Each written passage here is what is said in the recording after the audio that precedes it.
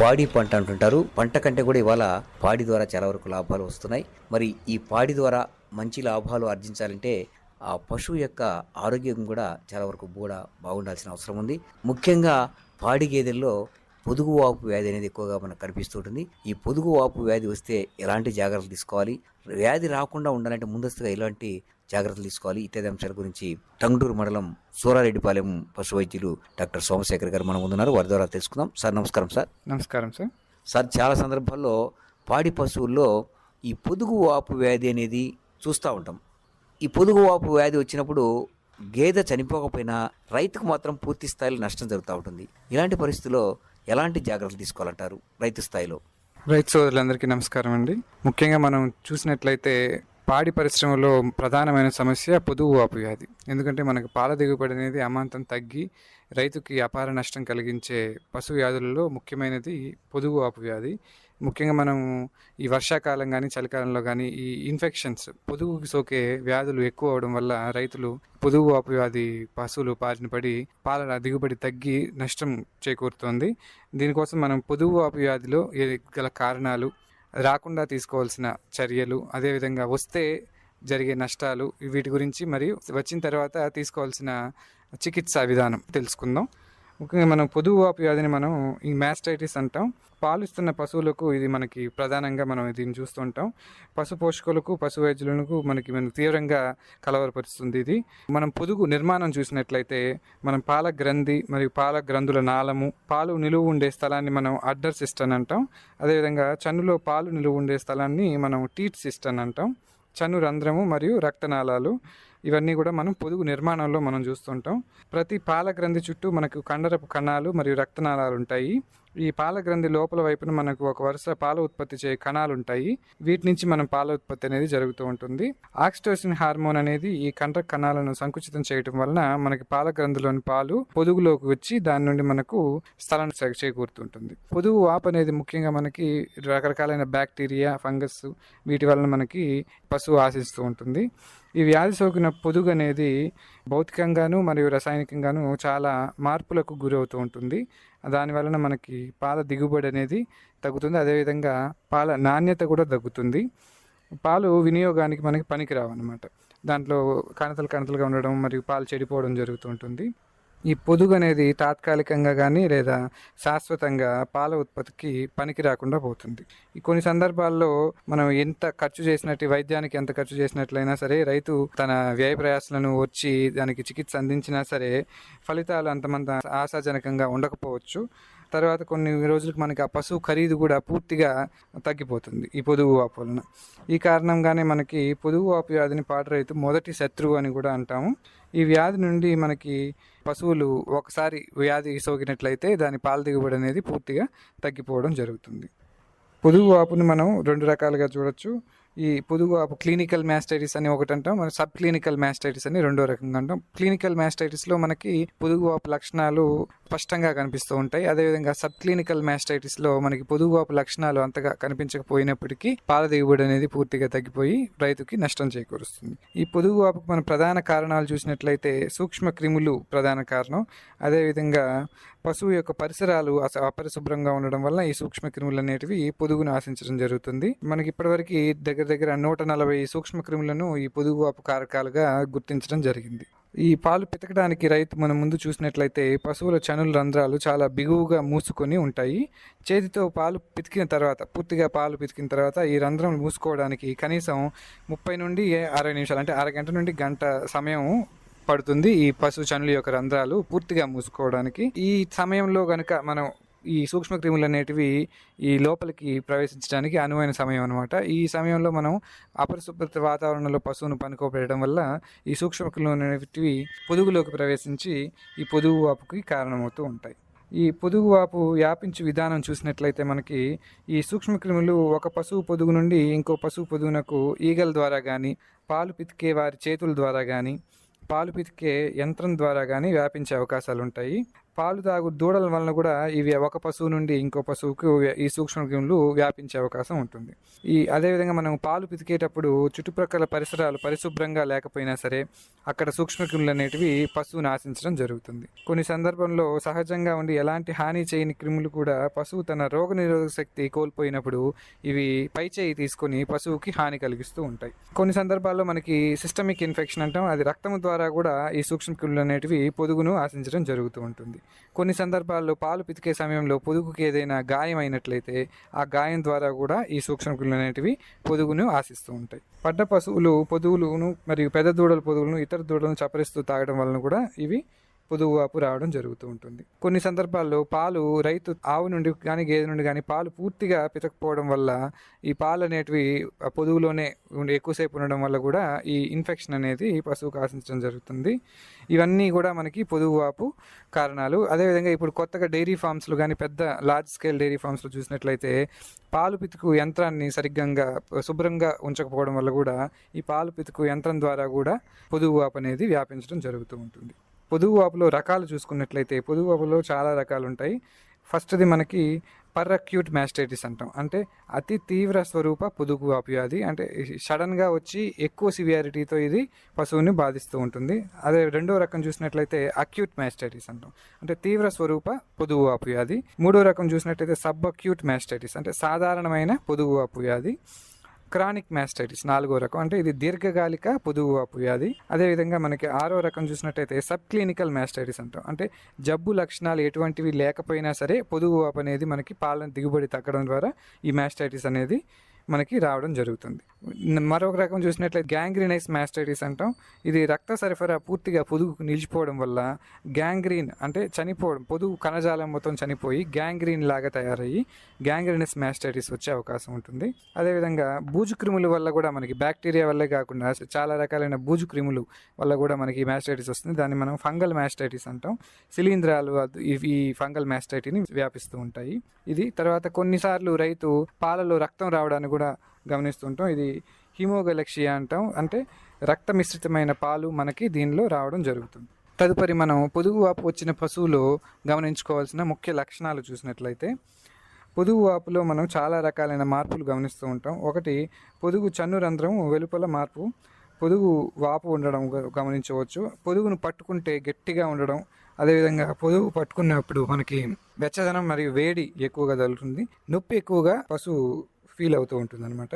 పాలలో చూసినట్లయితే రక్తము లేదా చీము గారడం, ఆ పాలు దుర్వాసన కలిగి ఉండడం కూడా మనం చూడొచ్చు. పితికినప్పుడు మనకు పాలు రాకుండా కొన్ని రకాల పొదుగువాపు వ్యాధుల్లో నీళ్లతో కూడిన ద్రవాలు వస్తూ ఉంటాయి. పాలు చాలా గట్టిబడి తీగలు తీగలుగా కారుతూ ఉంటుంది. కొన్ని సందర్భాల్లో మనకు పశువు యొక్క శరీర ఉష్ణోగ్రత కూడా ఎక్కువగా పెరిగి జ్వరం వచ్చే సంకేతాలు కూడా మనకి కనిపిస్తూ ఉంటాయి. అలాంటి జ్వరం పూర్తిగా పొదుగు వాపు ద్వారా వచ్చిన జ్వరం ఉన్న పశువుకు శరీర ఉష్ణోగ్రత పెరిగి నీళ్లు తాగడం కానీ మేత తినడం కానీ మానేస్తుంది. దీని ద్వారా పాల దిగుబడి పూర్తిగా తగ్గిపోయి రైతుకు నష్టం చేకూరుతుంటుంది. ఈ పొదుగు వాపుని మనం చూసినట్లయితే ఒక్కొక్క రకానికి ఒక్కొక్క లక్షణాలు ఉంటాయి. అతి తీవ్ర స్వరూప పొదుగు వాపు వ్యాధి అంటే మనం ముందుగా అనుకున్నట్టు పర్అక్యూట్ మ్యాస్టైటిస్ చూసినట్లయితే కొన్ని గంటల్లోపే మనకి వ్యాధి లక్షణాలు అనేటివి కనిపిస్తాయి. ఎక్కువ జ్వరం రావడం, దగ్గర 105 నుంచి 108 డిగ్రీల జ్వరం ఉంటుంది. మేత తినక నీళ్లు తాగక పశువు నీరసించిపోతుంది.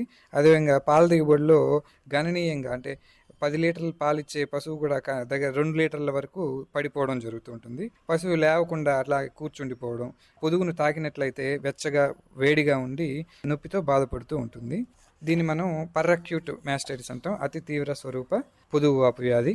రెండవ రకం మనం చూసినట్లయితే తీవ్ర స్వరూప పొదుగు వాపు వ్యాధి అంటే అక్యూట్ మ్యాస్టైటిస్.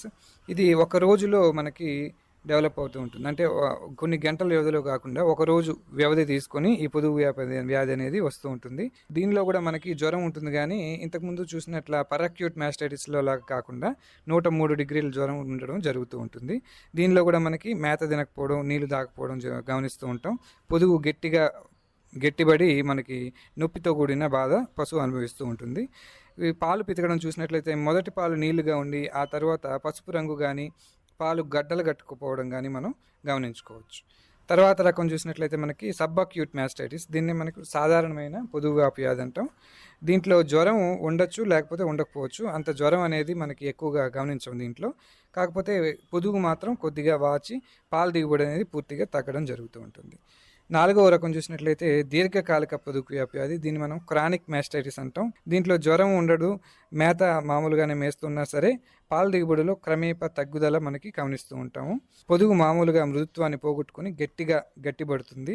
పాలు కుదుపులు కుదుపులుగా కానీ బంకగా కానీ ఉండి చీము మిక్స్ అయ్యి పాలు రావడం జరుగుతూ ఉంటుంది. తర్వాత రకం చూసినట్లయితే మనకి సబ్ క్లినికల్ మాస్టైటిస్ అంటాం. అంటే జబ్బు లక్షణాలు ఎటువంటి లేని పొదుగు వాపు వ్యాధి.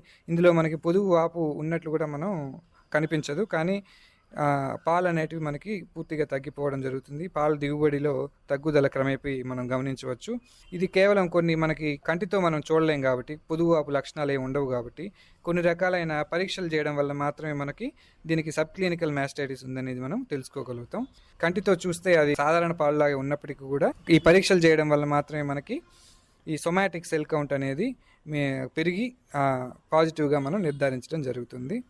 మనం చూసుకున్నట్లయితే మనకి పల్లెల్లో 15 నుంచి 20%, 20 నుంచి 40% వరకు కూడా పశువులు ఈ సబ్ క్లినికల్ మాస్టైటిస్తోనే బాధపడుతూ ఉంటాయి. తర్వాత రకం చూసినట్లయితే మనకి గ్యాంగ్రినస్ మాస్టైటిస్ అంటాం. దీంట్లో ఏంటంటే మనకి పొదుగుకి రక్త సరఫరా అనేది పూర్తిగా నిలిచిపోయి ఆ పొదుగు కణజాలం పూర్తిగా చనిపోవడం జరుగుతుంది. 1 నుండి 4 చనులు కూడా మనకి పొదుగు వాపు అనేది గ్యాంగ్రినస్ మాస్టైటిస్ అనేది రావడం జరుగుతుంది. ఇది మనం పూర్తిగా ఆవుల్లో కంటే కూడా గేదెల్లో ఎక్కువగా చూస్తుంటాము. ఈనిన మొదటి వారంలో కానీ 2వ వారంలో కానీ ఇది ఎక్కువగా పశువుని ఆశించడం జరుగుతుంటుంది. తర్వాత రకం చూసినట్లయితే మనకి ఫంగల్ మాస్టైటిస్. ఇది బూజు క్రిముల వలన లేదా శిలీంధ్రాల వలన మనకి రావడం జరుగుతుంటుంది. ఇందులో కూడా మన పొదుగు వాచి పాలు అనేది పసుపు రంగులో పొదుగులుగా లేదా నీళ్ళుగా పసుపు రంగులో మనకి రావడం జరుగుతూ ఉంటుంది. తర్వాత ఎక్కువగా కనిపించేది మనకి రక్త మిశ్రమైన పాలు రావడం జరుగుతుంటుంది కొన్ని రకాల పొదుగువాపు వ్యాధుల్లో. ఇది ముందుగా మనకి పొదుగులో డ్యామేజ్ జరగడం వల్ల కానీ, ఏదైనా గాయం జరగడం వల్ల కానీ ఈ రక్తంతో కూడిన పాలు అనేటివి మనకి రావడం జరుగుతుంటుంది. పాలు రక్తంతో కలిసి ఉండడం వలన ఇవి పాలు మనకి ఉపయోగానికి పనికి రాకుండా రైతుకు నష్టం కలుగుతూ ఉంటుంది. సార్, మరి ముఖ్యంగా ఈ పొదుగువాపు వ్యాధి వచ్చిందంటే రైతు ఎలా కనుక్కోవాలి? రైతులు ఈ పొదుగువాపు వ్యాధిని ఎంత త్వరగా గుర్తిస్తే అంత నష్టాన్ని మనం నివారించగలుగుతాం. కాబట్టి ఈ పొదుగువాపును గుర్తించే విధానాలని రైతులు తప్పనిసరిగా గుర్తుంచుకోవాల్సి ఉంటుంది. మొదటిది మనకి కొన్ని రకాల మాస్టైటిస్ అంటే పొదుగువాపుల్లో లక్షణాలు అనేటివి స్పష్టంగా కనిపిస్తూ ఉంటుంది. మనం చూసినట్లయితే పరక్యూట్ మాస్టైటిస్ అంటే అతి తీవ్ర స్వరూప పొదుగువాపు వ్యాధి కేవలం 2 నుంచి 3 గంటల్లోనే వృద్ధి చెంది పొదుగు మొత్తం పూర్తిగా వాచి ఉబ్బి పాలు అనేటివి పూర్తిగా చెడిపోయి రావడం జరుగుతుంది. అదేవిధంగా అక్యూట్ మాస్టైటిస్ కానీ లేకపోతే సబ్ అక్యూట్ మాస్టైటిస్లో మనకి పాలు అనేటివి పొదుగులుగా రావడం, పొదుగు వాచి ఉండడం అనేది, పొదుగు తాకినట్లయితే మనకి వెచ్చగా ఉండడం, బాధతో కూడా నొప్పి మనకి పశువు అనుభవిస్తూ ఉండడం, పొదుగు తాకిన వెంటనే కాలుతో తనడం కానీ ఇట్లాంటివి చేస్తూ ఉంటుంది. ఈ లక్షణాల ద్వారా మనకి దానికి పొదుగు వాపు వచ్చిందని చెప్పి మనం గుర్తించవచ్చు. అదేవిధంగా పాలు స్పష్టంగా ఉన్నాయా లేదా కుదుపులుగా ఉండేదని మనకి టీట్ కప్ టెస్ట్ని ఉపయోగించి మనం ఈ పాలని పరీక్షించాల్సి ఉంటుంది. పశు వైద్యశాలలో దగ్గరలోని పశు వైద్యశాలకు తీసుకున్నట్లయితే పశు వైద్యులు మనకి కొన్ని రకాల పరీక్షలను ఉపయోగించి పాలని పరీక్షించి పొదుగు వాపు వచ్చిందని మనకి నిర్ధారించడం జరుగుతుంది. ముఖ్యంగా దీంట్లో కాలిఫోర్నియా మాస్టైటిస్ టెస్ట్ అని ఒక పరీక్ష నిర్వహించడం జరుగుతుంది. దీంట్లో మనకి అక్యూట్ మాస్టైటిస్తో పాటు సబ్ అక్యూట్ కానీ సబ్ క్లినికల్ మాస్టైటిస్ అంటే పాలు నార్మల్గా సాధారణంగా ఉన్నప్పటికీ పొదుగు వాపు వ్యాధిని కూడా మనకు వైద్యులు నిర్ధారించి ఎక్కువ నష్టాన్ని నివారించగలిగిన వాళ్ళవుతాం. ఈ టెస్టులు చూసినట్లయితే మనకి క్లోరైడ్ టెస్ట్ అని, వైట్ సైడ్ టెస్ట్ అని, కాలిఫోర్నియా మాస్టైటిస్ టెస్ట్ అని రకరకాల పరీక్షలను మనం పశు వైద్యులు నిర్ధారించడం జరుగుతుంది. కాలిఫోర్నియా మాస్టైటిస్ టెస్ట్ అనే దాన్ని మనం ఎక్కువగా పశు వైద్యశాలలో పాలను పరీక్షించడానికి ఉపయోగిస్తూ ఉంటాం. ఇది పరోక్షంగా పాలలో తెల్ల రక్త కణాలను గుర్తించే పరీక్ష అన్నమాట. ఇందులో ముఖ్యంగా మనకి ఒక 4 గుంతలు ఉన్న ఉపకరణాన్ని తీసుకొని పొదుగులోని పాలను ఒక 5 మిల్లీలీటర్లు దాకా పిండి దానిని 5 మిల్లీలీటర్ల రసాయనిక పదార్థంతో కలిపి, ఈ రసాయనం మనం ఇందులో ఉపయోగించేది ఏంటంటే 4% సోడియం హైడ్రాక్సైడ్ అనే రసాయనం ఉపయోగించి పాలని కలిపి పొదుగు వాపు ఉందా లేదా అనే దాన్ని మనం నిర్ధారించడం జరుగుతుంది. ఈ రసాయనాన్ని పాలతో కలిపినట్లయితే పొదుగు వాపు ఉన్న పాలు బంకగా గట్టిగా మారి పొదుగు వాపు ఉన్న సంకేతాన్ని ఇవ్వడం జరుగుతుంది. అదే సాధారణ పాలైతే ఎటువంటి రియాక్షన్ లేక మనకి సాధారణంగా ఉండడం జరుగుతుంది. దీనివల్ల మనం ముందుగా పొదుగు పూర్తిగా దెబ్బతినక ముందే ఈ పొదుగు వాపుని మనం గుర్తించిన వాళ్ళం అవుతాం. సార్, మరి ఈ పొదుగు వాపు వ్యాధి వచ్చినప్పుడు ఎలాంటి చికిత్సా విధానాన్ని అనుసరించాలంటారు? పొదుగు వాపు వ్యాధిలో మనకి ముఖ్యంగా ఎంత త్వరగా చికిత్స అందిస్తే అంత నష్టాన్ని నివారించడం వాళ్ళం అవుతాం కాబట్టి మనం ఖచ్చితంగా పశు వైద్యుని సంప్రదించి తగిన చికిత్స అందించాల్సి ఉంటుంది. మనం అతి తీవ్ర స్వరూపం అంటే పర్అక్యూట్ మాస్టైటిస్లో చూసినట్లయితే చికిత్స అందించే లోపే కేవలం 2-3 గంటల్లోనే అని వ్యాధి లక్షణాలు ఎక్కువ అవుతుంది కాబట్టి ఎంత త్వరగా మనం చికిత్స అందించితే అంత మంచిది. దీనిలో మనకి యాంటీబయాటిక్స్ మందులు అనేది తప్పనిసరిగా వాడాల్సి ఉంటుంది. అదేవిధంగా సాధారణమైన పొదుగు వాపు వ్యాధి కానీ లేకపోతే అక్యూట్ మాస్టైటిస్లో కూడా మనం యాంటీబయాటిక్ ఇంజెక్షన్స్ ఇచ్చి పొదుగు వాపుని మనం కంట్రోల్ చేయవచ్చు. అదేవిధంగా మనం యాంటీ హిస్టమైన్స్ మందులు అంటే క్లోర్ఫెన్రమైన్ మ్యాలియేట్ కానీ హిస్టానిల్ అనే మందుల్ని పశు వైద్యులు వాడడం జరుగుతుంది. దీనివల్ల మనకి ఆ పొదుగు వాపు అనేది పూర్తిగా తగ్గడం జరుగుతుంది. అదేవిధంగా ఆయుర్వేదిక్ మందులు కానీ హోమియోపతిక్ మందుల ద్వారా కూడా మనం ఈ పొదుగు వాపును అనేదాన్ని అరికట్టవచ్చు. అదే మన కొన్ని రకాలమైనటువంటి క్రానిక్ మాస్టైటిస్ అంటే ఈ క్రానిక్ మాస్టైటిస్ అంటే దీర్ఘకాలికమైన పొదుగు వాపు వ్యాధిలో మనకి జ్వరం అనేది అంతగా కనిపించదు కాబట్టి అది తగ్గడానికి వాడే మందులు కూడా మనం ప్రత్యేకమైన మందులు వాడాల్సి వస్తుంది. యాంటీబయాటిక్స్ కూడా మనకి ఇందులో టెస్ట్ చేసి అంటే యాంటీబయాటిక్ సెన్సిటివిటీ టెస్ట్ అంటాం. ఈ ఏ పొదుగు వాపు వ్యాధిలో ఎలాంటి సూక్ష్మక్రిముల వల్ల వచ్చిందనే దాన్ని పరీక్షించి దానికి తగ్గ యాంటీబయాటిక్ మందుని మాత్రమే మనం వాడాల్సి ఉంటుంది. దానివల్ల మనకి రైతు యాంటీబయాటిక్కి ఉపయోగించే ఖర్చును కూడా మనం తగ్గించిన వాళ్ళం అవుతాం. అదేవిధంగా మనకి శిలీంధ్రాల వలన వచ్చే పొదుగు వాపు వ్యాధులు ఫంగస్కి సంబంధించిన మందులు కూడా మనం వాడాల్సి వస్తుంది. అదేవిధంగా రక్త మిశ్రమైన పాలు అంటే రక్తంతో కలిపి వచ్చే పాలలో మనం ఎక్కువగా ఫాస్ఫరస్ డెఫిషియన్సీ వల్ల కూడా మనం ఈ లక్షణాలు చూస్తుంటాం కాబట్టి టోనోపాస్పాన్ లాంటి ఇంజెక్షన్లు అదేవిధంగా టెక్సాబ్లీడ్ అంటే ఈ రక్తనాళాలు నుంచి వచ్చే రక్తస్రావాన్ని ఆపడానికి టెక్సాబ్లీడ్ వంటి ఇంజెక్షన్లు కూడా మనం రైతు వాడాల్సి ఉంటుంది. ఇవన్నీ కూడా మనకి సరైన పశు వైద్యుని పర్యవేక్షణలో మాత్రమే వాడాల్సి ఉంటుంది. చక్కటి విషయాలు పశు కాపర్లకు తెలియజేశారు. నమస్కారం సార్. నమస్కారం అండి.